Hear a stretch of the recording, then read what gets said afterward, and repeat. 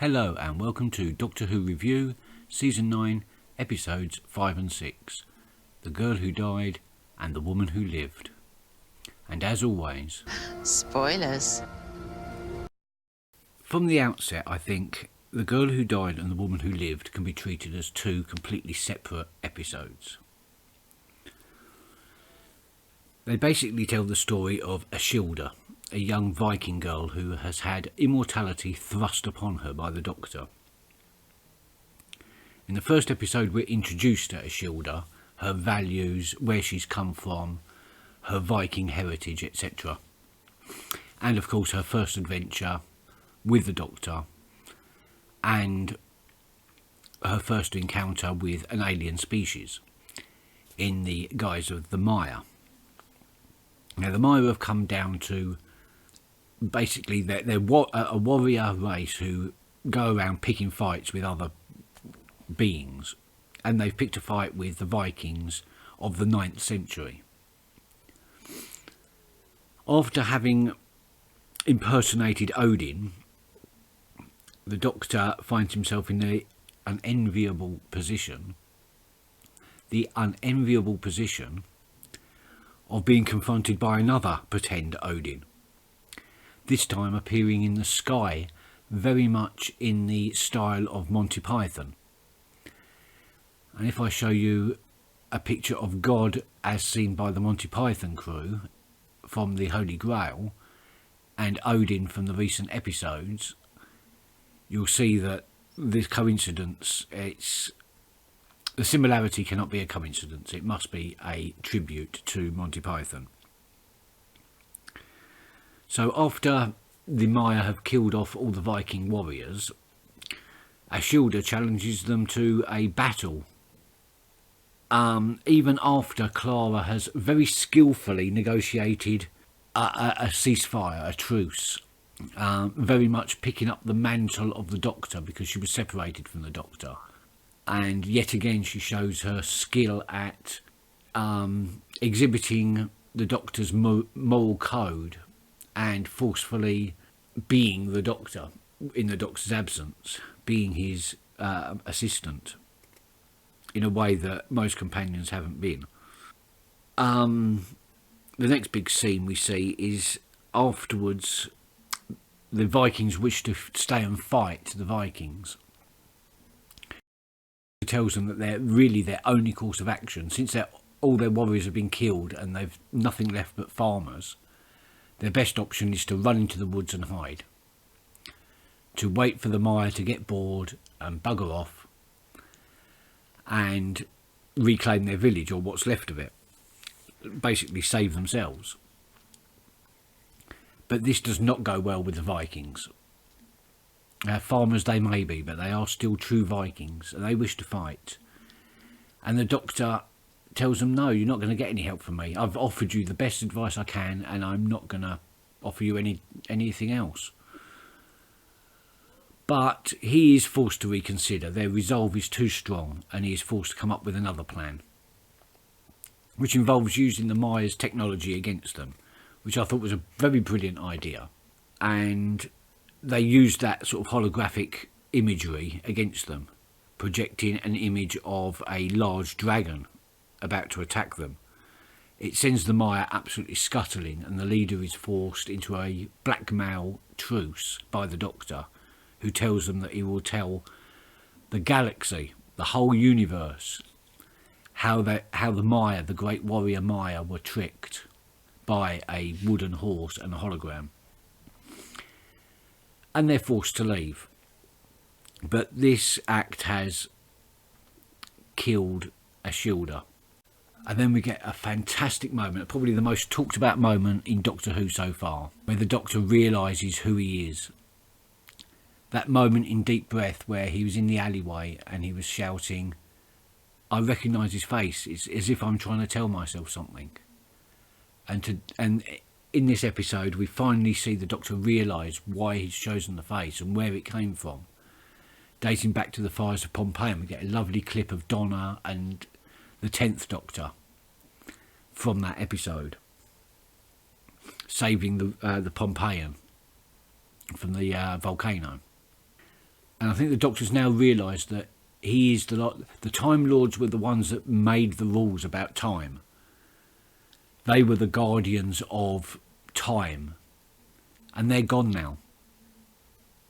They're in another universe, a pocket universe. The Doctor is the last custodian of making sure that time flows in the correct way, and he is the one that chooses the rules now, and he can decide what moments can be changed and what moments can't be. And he chose to save Ashildr. Using a Mire medical chip, he's made her functionally immortal. The chip will continue fixing her forever. And we're left wondering, does the Doctor regret having done this? Is he happy that he saved her life?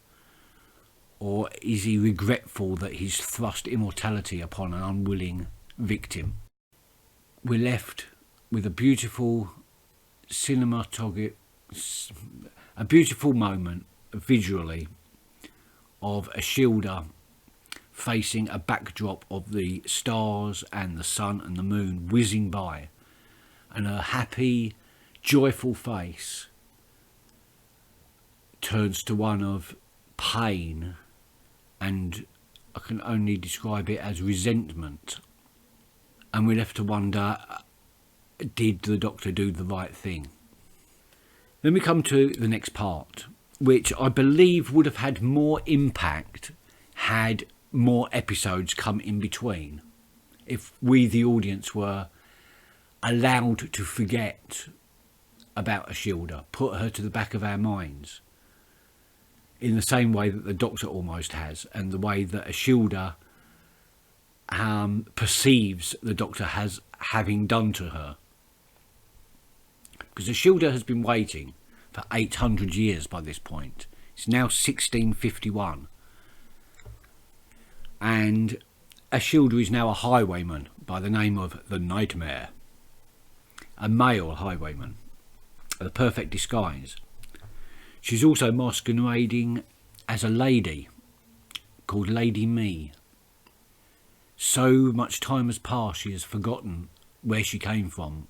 She's forgotten most of her lives. In fact, when we see the Doctor in her home, we see the amount of journals she's kept to remind herself of what she's lived through. And we're left with this very emotional, very dark moment where the Doctor's leafing through her. Well, first of all, he talks to her about her past life, and then he reads her journals. And we see three main periods of her life during this. We see her fighting in Agincourt. We see her being drowned as a witch after having cured a village of scarlet fever. And we see her mourning the death of her 3 children to the plague. Now, I don't think it's circumstantial that we saw 3 very dark moments: war, death. We saw the dark periods, and I think that's we're seeing a highlight of the fact that Ashildr can't remember the good times. You know, there have been good times in the 800 years, but those are so outbalanced by the bad, the evil, the horror that she's seen, that it's deadened her. It's deadened her feelings, it's deadened her empathy to feel anything for anybody. She's come to the realisation that everyone is just dust, smoke. They live for so fleeting amount of times, it's not even worth worrying about people anymore. And the Doctor realises that, yes, he has made a mistake. He hasn't made a mistake in making her immortal, but he made a mistake of not being around to help her handle being immortal. That he should have checked on her a lot more often. We also find out that even this visit was accidental. He wasn't looking for her. Something that, a revelation that really, really displeases Ashildr.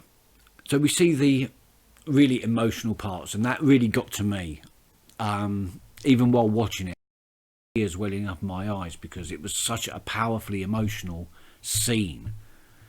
But it was lifted the very next scene by that very, I like to call it slapstick-esque, Keaton-esque, running through the house trying to steal the gem with the sleeping owner of the house wandering around, fetch me my blunderbuss, and then hiding up the chimney, and it all became very farcical, and that lifted the mood fantastically.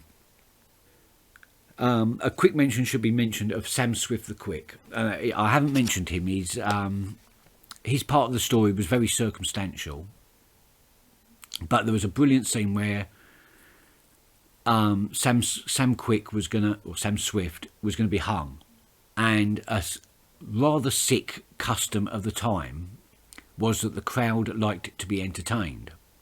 So the longer the condemned, should I say, could entertain the crowd, the longer he lived. The moment the crowd displeased, he was executed. So that banter between the Doctor and Sam Quick doing the comedic double act was almost true to form, true to historical form, which of course saved his life. And now we were left to wonder, is Sam Swift the Quick another immortal? I doubt it. But the programme, the Doctor, doesn't seem to know. Could be, might not be. And now it's Ashildr's job to stay and find out. And if he is, to guide him on the right path. So even though the Doctor refuses to take her with him, and let's face it, he's always had a little bit of a problem with immortals. Even the TARDIS has got used to Jack eventually. But the Doctor, I think he's still very much prejudiced against immortal people. So, let's face it, look what he did to the family of Blood, because they sought immortality. So, we know the Doctor is very, very against immortal. But I would like to see Ashildr come back. And that's very much been left open, because we saw at the end, when Clara and the Doctor are in present day, and she shows him the mobile phone of the snapshot that her pupil took, we see in the background Ashildr peering at the camera behind a set of railings. And Maisie Williams, being the young and extremely sought after actress at the moment, there's every reason why she shouldn't come back. Maybe next year, maybe in 2 or 3 years. I think she's young enough to be able to play the part for a good 4 or 5 years. I really do hope so. Same as I really hope that they bring Jenny back at some point. And I will say that The Girl Who Died was a brilliant comedic episode. The alien invasion story was very much in the background, and it wasn't the best. But the Ashildr story, the foreground story as it were, was absolutely brilliant, and some of the banter and some of the comedic lines were fantastic. But the woman who lived was possibly one of the best on an emotional level since possibly Hyde, which I found very deep and very emotionally satisfying. And I like tales of immortality. I would like to see more of Ashildr's story alone in that. And that is my review for episodes 5 and 6. And I will see you soon for my reaction to episode 7. And I've heard it's going to be a doozy. So thanks for watching, and I hope to see you soon. Bye bye.